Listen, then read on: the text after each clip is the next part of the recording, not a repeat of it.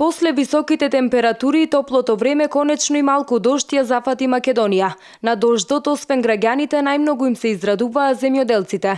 Од подрачната канцеларија на Министерството за земјоделство, шумарство и водостопанство во Битола вела дека врнежите се добредојдени за земјоделските култури, особено за оние кои сега се наоѓаат во фаза на цветање. Вчерашните врнежи што паднаа во пелагонискиот дел, некаде паднаа 25 литри, некаде 20, некаде 50, некаде 70 литри паднаа. Значи наизменично паднаа, но морам да ви кажам дека овие врнежи се добре дојдени за оние култури, особено кои беа покасни за сончогледите, кои сега се наоѓаат во фаза на цветање, а особено за пченките, кои се во фаза сега исто на цветање.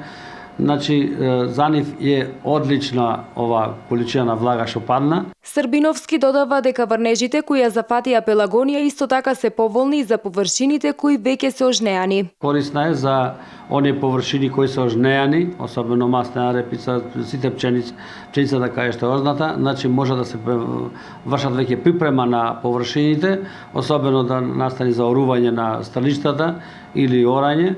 Така да мислам е многу поволна оваа состојба која падна од овај дожд во Пелагонија. Високите температури во текот на денот и малку посвежето време во текот на ноќта, односно температурните разлики може да предизвикаат оштетување на самите плодови. Надлежните со совет почесто да се наводнуваат земјоделските култури и тоа наутро и навечер, а не во периодот од денот кога температурите се високи.